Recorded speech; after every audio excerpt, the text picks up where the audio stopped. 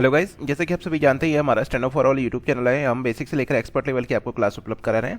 आप हमारी website www.standupforall.com पर रविवार के दिन डिक्टेशन सुन सकते हैं, जिसमें आपको मैं यूज़र आईडी और पासवर्ड दूंगा। आप किस तरह से यूज़ करना है उसके बारे में जानकारी ले सकते हैं। आपको पता लग जाएगा क्या क्या एक्स्ट्रा फीचर हैं हमारी वेबसाइट पर। ठीक है, सभी 80 शब्द प्रति मिनट की गति के लिए तैयार हो जाइएगा। रेडी।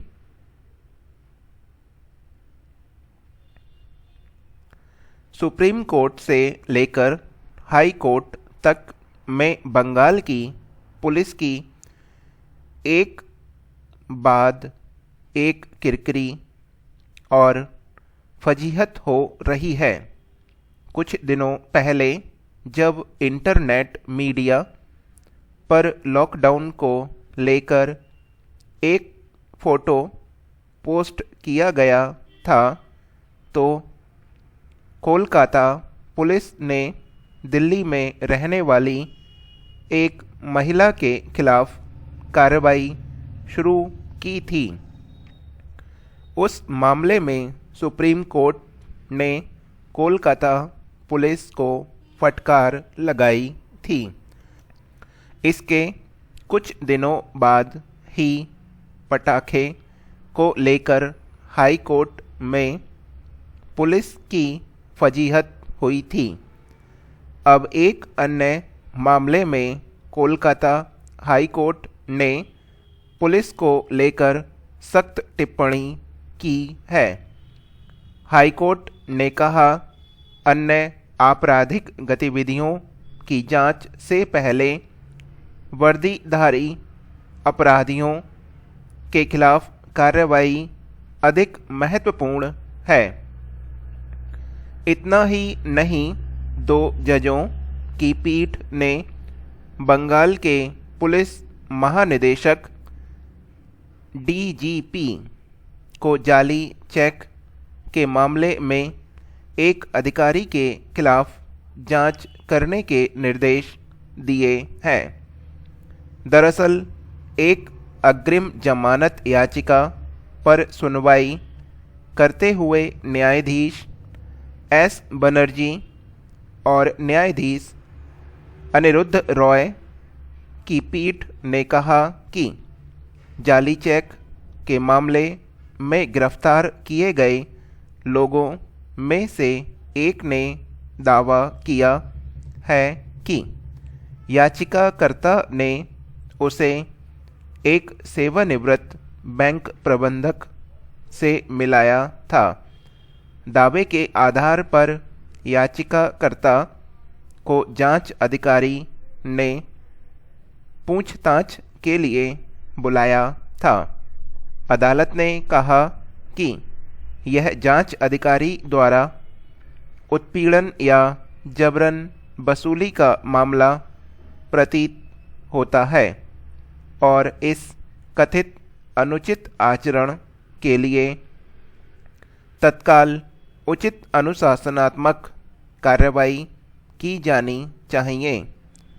यही नहीं, हाईकोर्ट की यह टिप्पणी वर्दीधारी अपराधियों के खिलाफ कार्रवाई होनी चाहिए बहुत ही गंभीर है।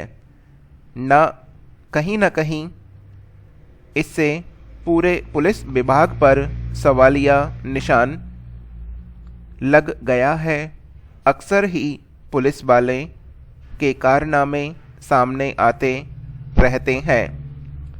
विभाग में सबसे अधिक भ्रष्टाचार है, यह सर्वविदित है।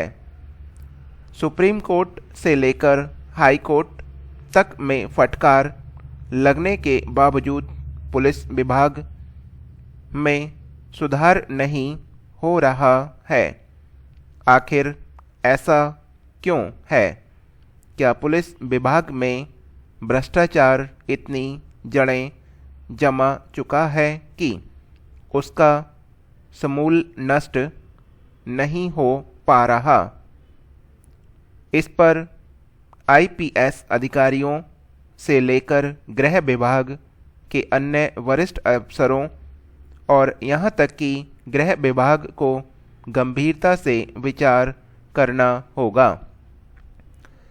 यदि रिजर्व बैंक मौद्रिक नीति की समीक्षा के बाद ब्याज दरों में बदलाव न करने के नतीजे पर पहुंचा तो यह स्वाभाविक ही है। फिलहाल हालात ऐसे नहीं कि रिजर्व बैंक मौद्रिक नीति में कुछ हेर फेर करने के कदम उठा सकता। इसका एक बड़ा कारण मुद्रास्फीति में वृद्धि की आशंका है।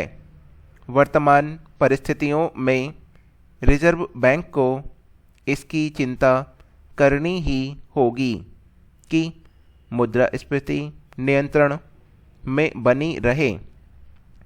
मौद्रिक नीति की समीक्षा के बाद रिजर्व बैंक के गवर्नर ने यह उम्मीद जताई कि आने वाले समय में अर्थव्यवस्था में सकारात्मक वृद्धि देखने को मिल सकती है। यह उद्योग व्यापार जगत को उत्साहित करने और उसकी उम्मीद बढ़ाने वाला वक्तव्य है। इसकी भी अनदेखी नहीं की जा सकती कि रिजर्व बैंक के गवर्नर ने जीडीपी दर में गिरावट के अनुमान को संशोधित किया है। इससे भी लगता है कि अर्थव्यवस्था जल्द ही पटरी पर आ सकती है, लेकिन यह तभी होगा जब यह सुनिश्चित किया जाएगा कि सुधार के कदम अधिक से अधिक लाभ देने वाले हों। इसके लिए रिजर्व बैंक के साथ वित्त मंत्रालय को भी अपने हिस्से की जिम्मेदारी का निर्वाह सतर्कता के साथ करना होगा। यह ठीक है कि कोरोना महामारी के कारण अर्थव्यवस्था के समक्ष जो संकट उत्पन्न हुआ है उसका सामना करने के लिए एक के बाद एक कई उपाय किए गए हैं, लेकिन उनके समग्र असर में समय लगेगा। यह सही समय है जब उन सब रियायतों के असर की समीक्षा की जाए जो इस कोरोना काल में अर्थव्यवस्था को संकट से उबारने के लिए घोषित की गई थी। ऐसा करते समय सरकार को इस पर विशेष ध्यान देना होगा कि वे उद्योग धंधे कैसे तेजी से आगे बढ़ें, जो अर्थव्यवस्था को गति देने के साथ साथ रोजगार के अवसरों को बढ़ाने में भी सहायक है। यह आवश्यक ही है, बल्कि अनिवार्य है कि अर्थव्यवस्था में नई जान फूंकने के लिए रियल एस्टेट और टेक्सटाइल जैसे क्षेत्रों को सही प्रोत्साहन मिल सके। इससे रोजगार की समस्या का समाधान करने में आसानी होगी।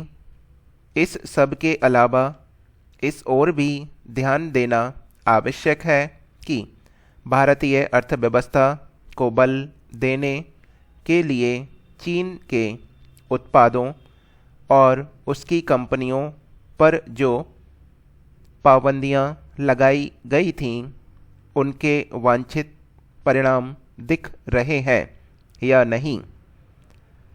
जब यह माना जा रहा है कि इन पाबंदियों से दीर्घकालिक रूप से देश की अर्थव्यवस्था सशक्त होगी, तब यह आवश्यक है कि उनके असर की नियमित निगरानी की जाए। निसंदेह इस समय कोरोना महामारी के कारण जिस तरह की असामान्य परिस्थितियां हैं, उनसे रिजर्व बैंक, भारत सरकार और साथ ही उद्योग व्यापार जगत को मिलकर ऐसी राह निकालनी होगी जिससे अर्थव्यवस्था की चुनौतियों का सामना किया जा सके। जीवन में हमें चुनाव करना होता है कि हम सत्य कहें या झूठ बोलें। अनेक लोग समझते हैं कि अगर वे झूठ बोलते हैं या दूसरों को धोखा देते हैं तो कभी भी कोई उसका पता नहीं लगा पाएगा। इसलिए कुछ पाने या किसी चीज़ से छुटकारा पाने के लिए लोग अक्सर झूठ बोल देते हैं। हम यह नहीं समझते कि सत्य हमेशा किसी न किसी प्रकार से प्रकट हो ही जाता है। जब हर कार्य व्यवहार में हम सच्चे रहते हैं तो हमें किसी से भी डरने और कुछ भी छुपाने की ज़रूरत नहीं रहती। दूसरे व्यक्ति हमारा आदर करते हैं, हम पर भरोसा करते हैं और जब हम आध्यात्मिक साम्राज्य में पहुँचने की कोशिश करते हैं तब हमारा मन साफ होता है। जब हम झूठ बोलते हैं तो हमें पहले झूठ को छुपाने के लिए कई और झूठ बोलने पड़ते हैं। इतने सारे झूठ को मन में याद रखना बहुत कठिन होता है, जबकि सच एक होता है और याद रखना आसान होता है। झूठ एक उलझा हुआ जाल बुनता है जिसके हर रेशे को हमें याद रखना पड़ता है। जब हमें डर होता है कि किसी को सच पता लग जाएगा तो शांति से सो पाना तक मुश्किल होता है। इस डर से जीने के बजाय बेहतर होगा कि हम सच बोलें और बात वही खत्म कर दें ताकि शांति से सो सकें और ध्यान अभ्यास कर सकें। यह हमारी डिक्टेशन समाप्त हो गई है। जो भी करना चाहते हैं, गूगल मीट के माध्यम से जुड़ना चाहते हैं, जुड़ सकते हैं और संडे के दिन हम आपको अपनी वेबसाइट पर लॉगिन आईडी और पासवर्ड दे रहे हैं, जिसके द्वारा आप हमारे वेबसाइट पर जुड़कर उस वेबसाइट पे क्या क्या खासियत हैं, क्या क्या विशेषताएं या कुछ कमियां हैं, वो अपने सुझाव हमें देने का कष्ट करें।